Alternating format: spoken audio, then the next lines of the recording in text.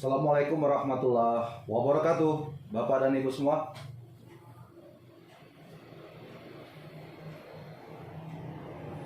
Selamat pagi. Suara saya terdengar ya? Baik. Ya, terima kasih Bapak dan Ibu mahasiswa sudah hadir pada pagi ini untuk melanjutkan kegiatan kita ya. Tutorial webinar pada pagi ini. Hari ini adalah tutorial webinar sesi ketiga kita ya.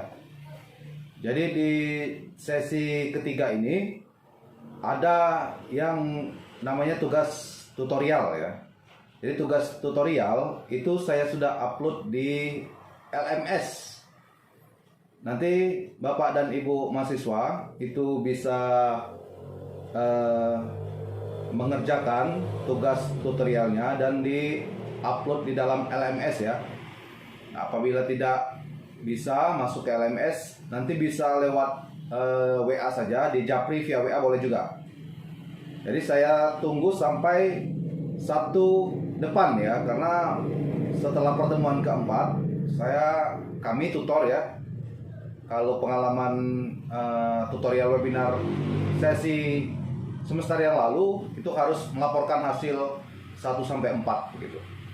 Jadi setelah tugas tutorial hari ini saya upload di LMS, silakan dikerjakan.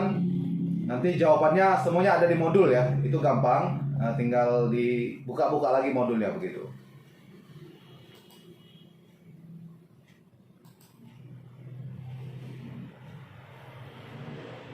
Baik ya.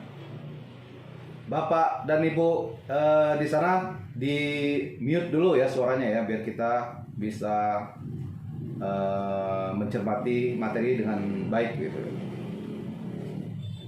Hari ini kita melanjutkan materi kita pada minggu-minggu yang lalu ya, melanjutkan terkait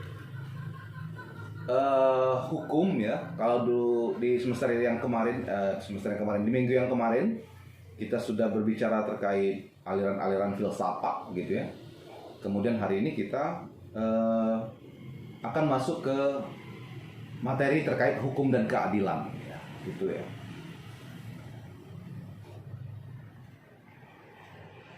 Pada dasarnya kita dapat mengetahui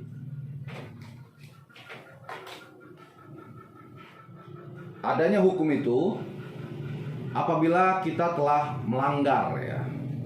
Kadang tanpa kita sadari ya, setelah kita kedapatan melanggar hukum ya, baru kita tahu bahwa kita ini ada pelanggaran terhadap undang-undang, kurang lebih begitu ya.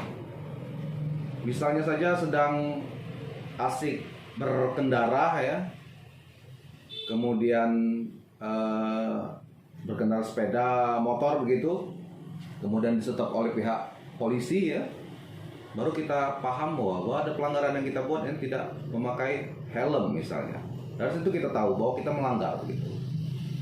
Jadi kita dapat mengetahui adanya hukum itu apabila kita melanggarnya, yaitu pada saat kita berhadapan dengan polisi begitu ya, kita berhadapan dengan jaksa atau hakim ya, atau saat kita dikenakan sanksi atas pelanggaran yang telah kita lakukan. Walaupun hukum itu tidak dapat kita lihat secara fisik lahiriah, hal itu sangat penting bagi kehidupan bermasyarakat. Hukum dapat diartikan sebagai produk keputusan penguasa, ya, perangkat peraturan yang ditetapkan oleh penguasa seperti undang-undang dan lain-lain, itu bisa dikatakan hukum ya. Jadi setiap produk penguasa ya di negara ini itu adalah aturan hukum gitu ya. Undang-undang kah begitu, atau peraturan presiden kah, atau peraturan kepala daerah kah begitu ya. Nah, hukum juga bisa kita artikan sebagai keputusan hakim ya.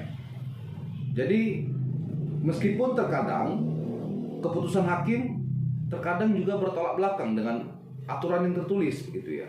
Tapi ketika dia sudah menjadi keputusan hakim, maka dia adalah menjadi hukum gitu, yang harus kita taati ya, yang harus kita terima saat putusan itu ada. Kalaupun nanti kita keberatan dengan keputusan itu, kita bisa melakukan upaya perlawanan berikutnya, bisa misalnya melakukan banding kah itu, ataukah kasasi kah itu, atau peninjauan kembali kah itu. Itu bisa dilakukan. Namun yang jelas ketika keputusan hakim sudah memutuskan sesuatu hal terhadap objek sengketa, maka itu adalah hukum. Kemudian hukum dapat diartikan juga pekerja hukum ya. Jadi polisi itu bisa diartikan hukum juga pekerjaannya. Jaksa, hakim, advokat ya. Kemudian pekerja-pekerja di lapas ya. Itu bisa diartikan sebagai hukum juga. Kemudian hukum diartikan sebagai perilaku hukum ya, atau norma atau kaidah gitu. Jadi kalau dalam konteks Indonesia ya, kalau kita berpandangan pada teori Hans Kelsen bahwa ada urutan-urutan hukum ya, tata urutan hukum. Yang pertama adalah peraturan begitu, kemudian ada undang-undang begitu, kemudian ada konstitusi ya.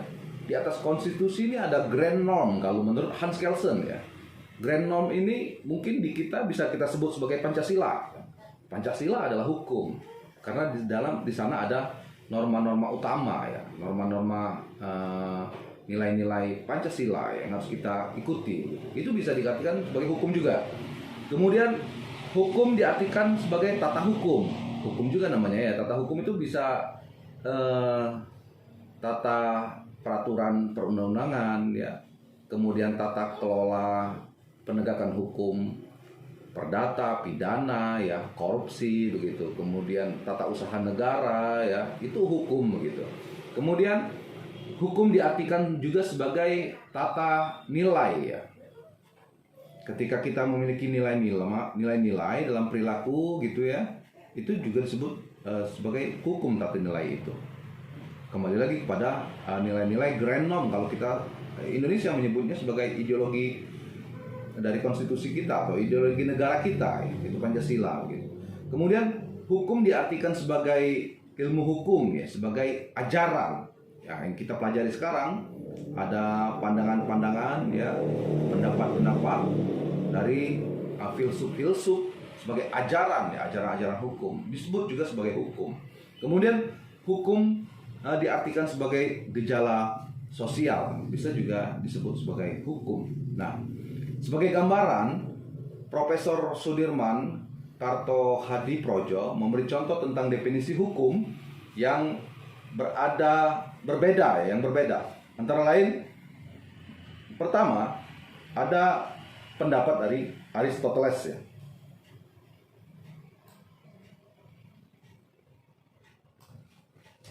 Bahwa menurut Aristoteles, hukum tertentu ya adalah sebuah hukum yang setiap komunitas meletakkan ia sebagai dasar dan mengaplikasikannya kepada anggotanya sendiri. Ya. Kemudian hukum yang universal adalah hukum alam. Itu menurut Aristoteles. Yang berikutnya ada Grotius ya. Hukum adalah sebuah aturan tindakan moral yang akan membawa kepada apa yang benar. Hukum adalah sebuah aturan tindakan moral yang membawa kepada apa yang benar. Lalu Hobbes, pada dasarnya hukum adalah sebuah kata seseorang yang dengan haknya telah memerintah pada yang lain. Ada juga pendapat Philip James, hukum adalah tubuh bagi aturan agar menjadi petunjuk bagi kelakuan manusia yang dipaksakan padanya dan dipaksakan terhadap ahli dari sebuah negara.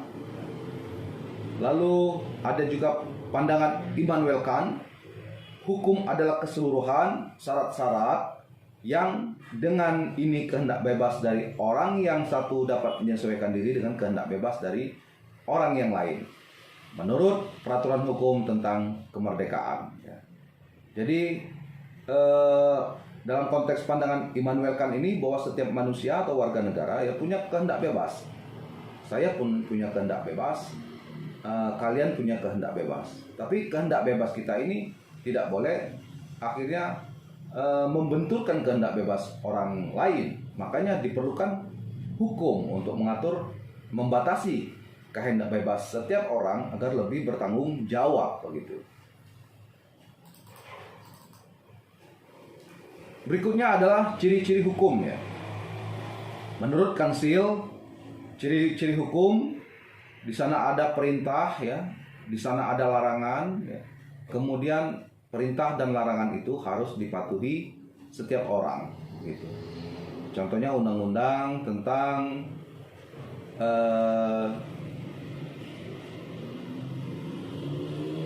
tentang kependudukan lah begitu ya. Kita ambil contoh, kita sebagai warga negara bahwa apabila sudah menikah ya atau sudah berumur 17 tahun gitu ya, kalau tidak salah ya, KTP di umur 17 ya, kita harus sudah memiliki KTP.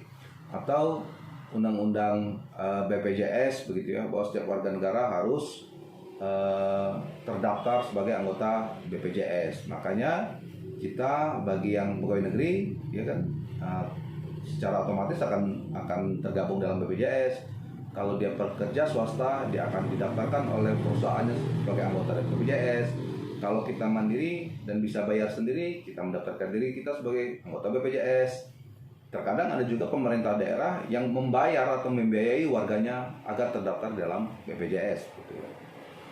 Nah itu perintah dan larangan ya. Terkait larangan banyak sekali ya, larangan-larangan di dalam undang-undang, baik itu undang-undang pidana umum maupun undang-undang pidana khusus ya, itu larangan-larangan. Contoh larangan menggunakan narkoba ya, ketika kita melanggar larangan itu maka kita akan berhadapan dengan hukum gitu. Nah, sementara sifatnya hukum itu mengatur dan memaksa, jadi harus ya kita diatur dan dipaksa untuk mengikuti hukum begitu.